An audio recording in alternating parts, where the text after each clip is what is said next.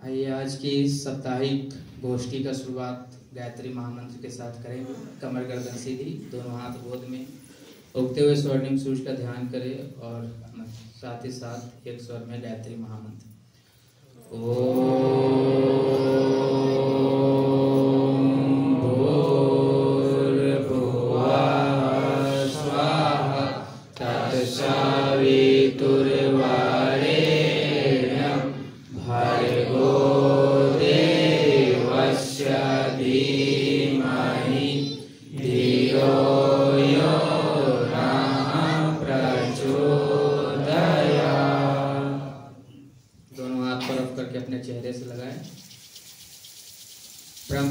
परम वंदनीय माता जी माँ गायत्री की सूक्ष्म उपस्थिति में आज के साप्ताहिक गोष्ठी में आप सभी का बहुत बहुत स्वागत है, अभिनंदन है।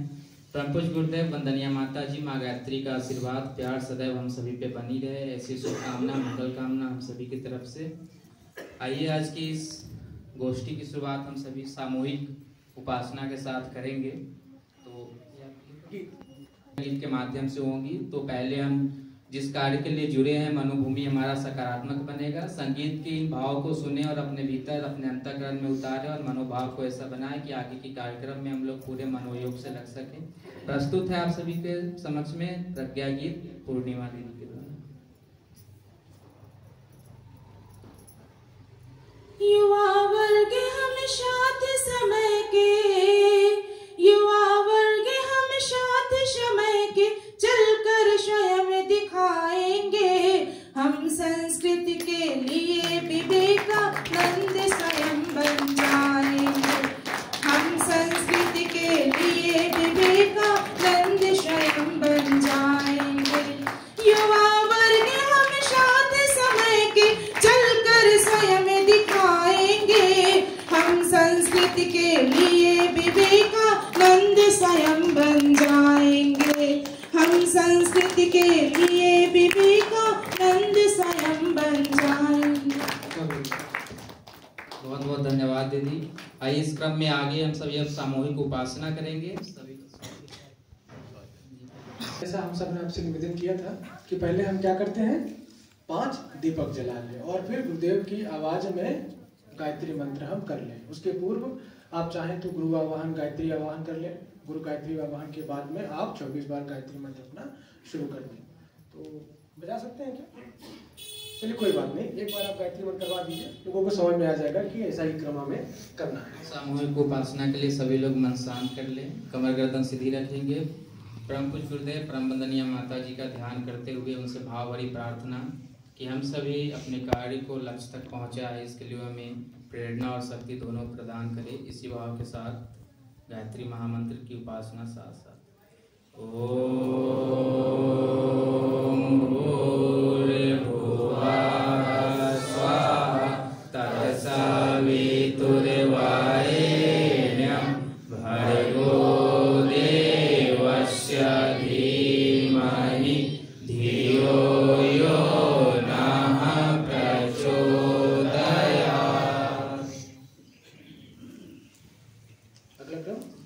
अगला क्रम अब सामूहिक स्वाध्याय का होगा। परम पूज्य गुरुदेव ने 3200 से अधिक पुस्तकें लिखी और इन पुस्तकों के माध्यम से उन्होंने जीवन का ऐसा सिलेबस तैयार किया जिसको पढ़ने के साथ साथ उम्र 10 की हो, 20 की हो, 40 की हो, 80 की हो, फर्क नहीं पड़ता, जीवन के अंदर क्रांति आती है।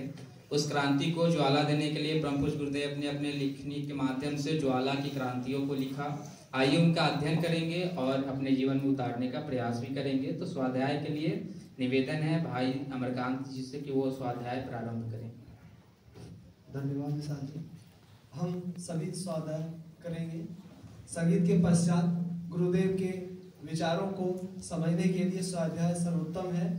आइए 1984 में गुरुदेव के द्वारा दिया गया संदेश को स्मरण करते हुए परम पूज्य गुरुदेव की अपने अंग अवयवों से अपेक्षा को स्मरण करेंगे।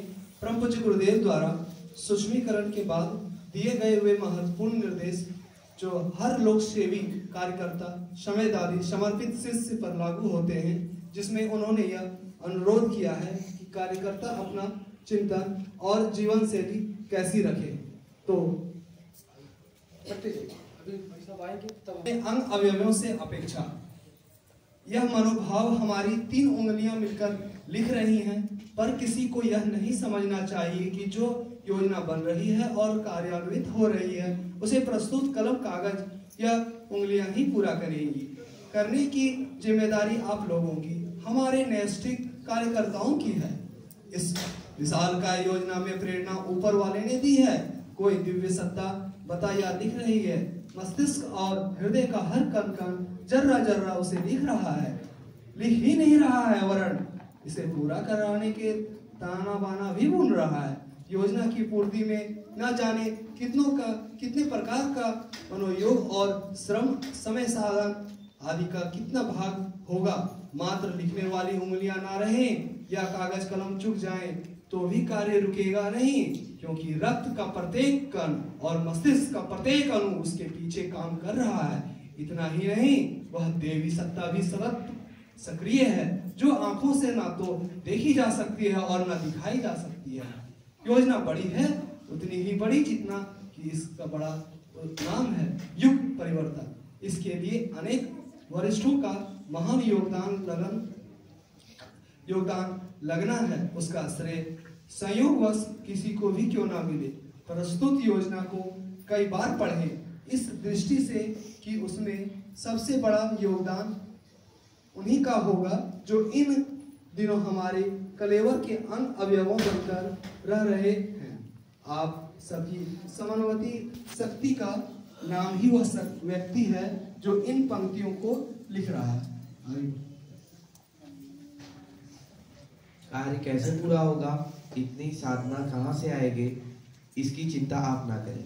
जिसने करने के लिए कहा है वही उसका साधन भी जुटाएगा। आप तो सिर्फ एक बात सोचें कि अधिकाधिक श्रम और समर्पण करने के एक दूसरे में कौन अग्रणी रहेगा। साधन, योग्यता, शिक्षा आदि की दृष्टि से हनुमान उस समुदाय के अंगचिन्ह थे। उनका भूतकाल भगोड़े सुग्रीव की नौकरी करने में बीता था, पर जब वह महाशक्ति के साथ सच में मन और पूर्ण समर्पण के साथ लग गए तो लंका दहन, समुद्र छलांगे और पर्वत उखाड़ने, राम लक्ष्मण को कंधे पे बैठाकर फिरने का श्रेय उन्हें को मिला। आप लोगों के प्रत्येक से एक ही आशा और अपेक्षा की जा सकती है, परिजन हनुमान से कम स्तर का ना हो। अपने कर्तव्यों में कोई भी अभिमत सहचर पीछे न रहे। काम क्या करना पड़ेगा, यह निर्देश और परमार्थ आप लोगों का समय समय पर मिलता रहेगा। काम बदलते रहेंगे भी और बनते बिगड़ते रहेंगे। आप लोगों तो सिर्फ एक बात स्मरण रखें कि जिस समर्पण भाव को लेकर के घर से चले थे, पहले लेकर आए थे और हमसे जुड़े थे, उसमें दिनों दिन बढ़ोतरी होती रहे। कहीं राय लगती भी कमी ना पड़ने पाए। कार्य को विशालात में समझाएं, लक्ष्य तक निशाना ना पहुँचे तो भी वह उस स्थान तक अवश्य पहुँचेगा जिसे अद्भुत, अनुपम, असाधारण और ऐतिहासिक कहा जा सके। इसीलिए एक बड़े साधना चाहिए जो ठीक से हो सके। उसका भार दिव्य सत्ता पर छोड़ें। आप तो इतना ही करें कि आपके श्रम, समय, गुण, कर्म, स्वभाव में कहीं भी कोई त्रुटि ना रहे। विश्राम की बात ना सोचें। हनिश्च एक ही बात मन में रहे कि हम इस प्रस्तुतिकरण में पूर्ण रूप से खपकर कितना योगदान दे सकते हैं, कितना आगे रह सकते हैं, कितना भार उठा सकते हैं। स्वयं को अधिकार से विनम्र, दूसरों को बड़ा माने, स्वयं सेवक बने और गौरव अनुभव करें। इसी में आपका बड़प्पन है। बहुत सही। अब अगला क्रम हमारा सामूहिक क्या था, वो तीसरा बोलिए। 7-8 मिनट में भाई साहब आ जाएंगे। आइए, पिछले किया है तो पहले एक बार मैं चाहूँगा कि सभी लोग तालियों के माध्यम से स्वागत करें। और उनकी समीक्षा होगी तो मैं निवेदन करूंगा कि जिन जिन लोगों को जो कार्य दिया गया था, आपने जो कार्य बहुत ही अच्छे से किया है, जिसके लिए आप धन्यवाद के पात्र हैं। आप अपने कार्य की प्रस्तुति हम सभी के समक्ष में करें। तो सबसे पहले बाल संप्रेषण गृह की प्रस्तुति करेंगे अमरकांत। धन्यवाद विशाल जी। हम सभी को रविवार को साप्ताहिक छुट्टी मिल पाती है, इसलिए हम ग्रुप बनाकर हम अपने साथ युवाओं के साथ मिलकर एक बाल सुधार गृह जाते हैं जिसका नाम है बाल संप्रेषण गृह। वहाँ पर 18 से कम उम्र के बच्चे जो अपराध कर दिए होते हैं, समाज में कुछ गलत कर दिए होते हैं, तो वहाँ हम जाते हैं।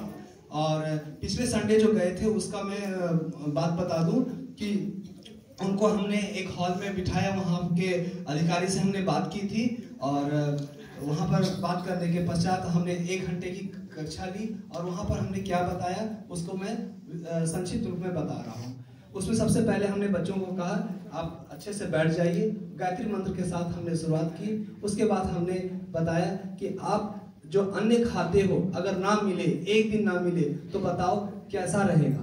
तो भाई बहुत लोग बोले कि हाँ कि भूख लग जाएगी, पेट दर्द करेगा।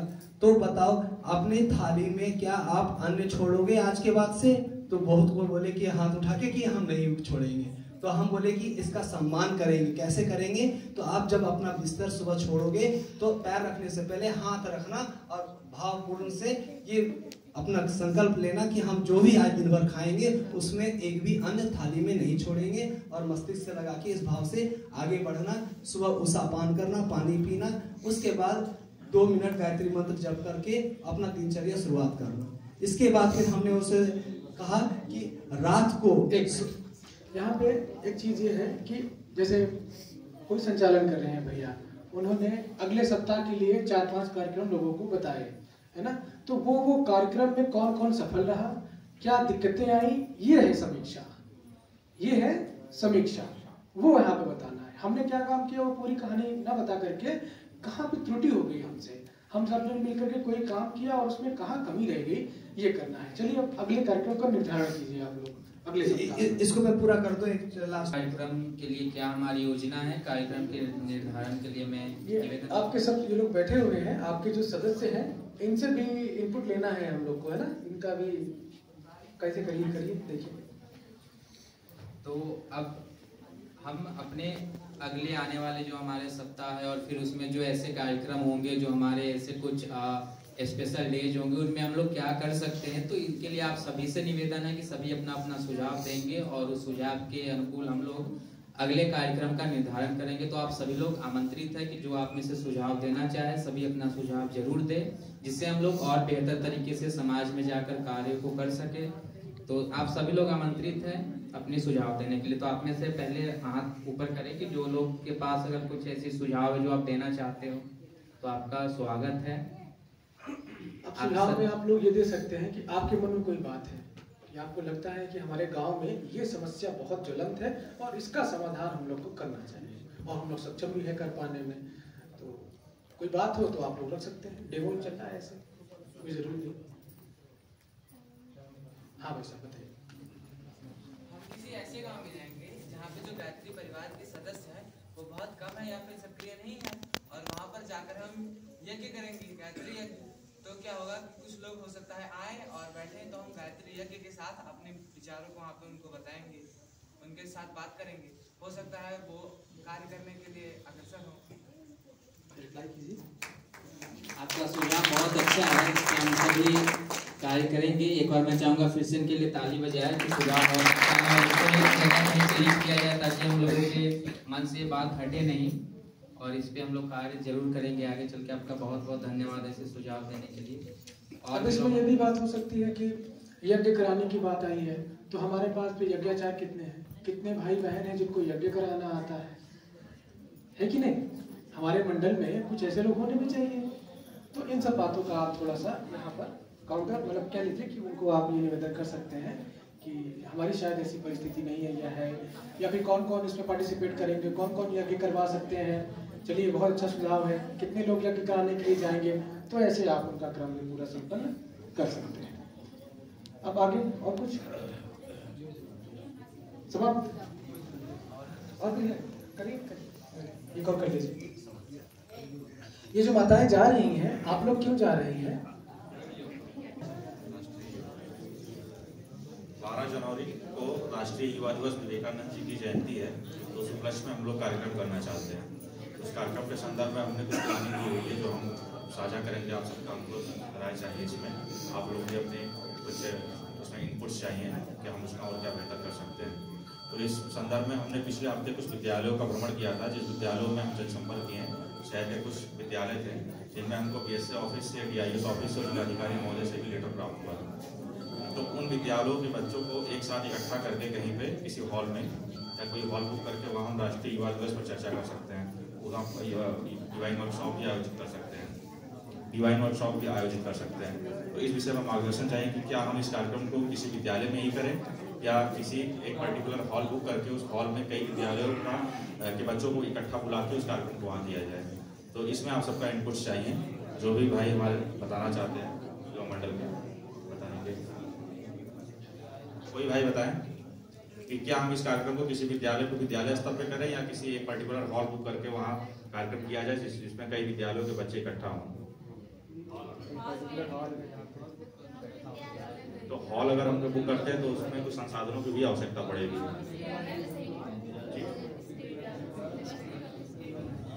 स्टेडियम बुक करने की फिलहाल अभी हमारी युवा मंडल के पास क्षमता नहीं है। जी तो बिल्कुल इसको नोट कर लिया जाए जो है कि अगर वहाँ से परमिशन मिलता है तो एक स्टेडियम में हम लोग कार्यक्रम कर सकते हैं।